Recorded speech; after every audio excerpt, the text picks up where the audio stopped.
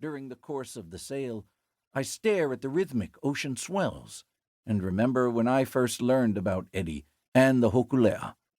It was 1993, and I had just moved to Hawaii and started teaching at Punahou School.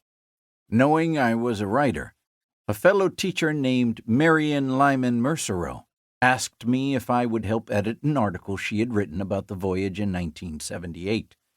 Marian told me how she and Eddie had trained together on the Hokule'a in preparation for an epic 2,500-mile voyage from Honolulu to Tahiti. But on the day of departure, the canoe set sail at night in stormy weather, and the voyage ended in tragedy. Eddie tried to rescue the crew, but was never seen again. I was mesmerized by Eddie's story, but there were still many unanswered questions about his life, death, and enduring fame.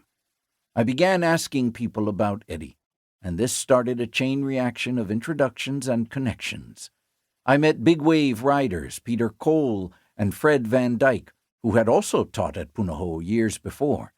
They shared incredible stories of surfing the biggest waves at Waimea Bay with Eddie and going to wild, drunken luau's at the Aikau home in the Chinese graveyard. They told me about some of their former students who had surfed and competed against Eddie, including surf legends like Fred Hemmings, Jeff Hackman, and Jerry Lopez.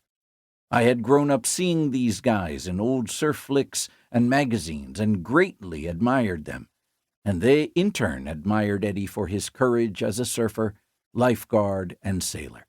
Peter Cole then introduced me to Clyde Aikau, Eddie's brother. When I first met Clyde in Waikiki near the Duke Kahanamoku statue, I was a little intimidated by his intense gaze and aura of power. I could tell Clyde was fiercely protective of his brother's memory, but he was also eager to talk about Eddie's accomplishments. Sitting by the beach where he and Eddie had first learned to surf when the Duke was still alive, he opened up and shared vivid memories about Eddie that gave me chills on a hot spring day. Clyde told me about how he and Eddie were best friends and how their lives revolved around the ocean. They had surfed some of the world's biggest waves at Waimea Bay and saved countless lives as lifeguards on Oahu's treacherous North Shore. Through Clyde, I met his sister Myra and brother Saul at the graveyard where they grew up. Though it was painful digging up the past, they shared stories about their brother that made him come alive for me. Wanting to know more about Eddie, I spoke with scores of people, including fellow surfers, lifeguards, and sailors. I interviewed former governors, boat builders, and Hawaiian activists. I got to know his ex-wife and closest friends, who told me funny, heartbreaking, and inspiring details about his life, and our conversations were often punctuated with laughter, tears, and mystical revelations. I gradually filled 5 spiral notebooks with their stories, and these became the foundation for this book.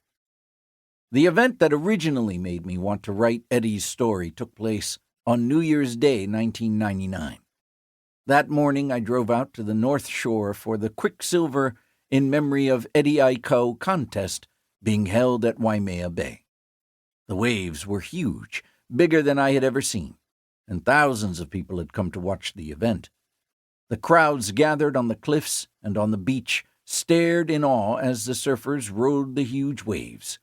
6-time world champion Kelly Slater was there, along with some of the world's best surfers, lifeguards, and watermen.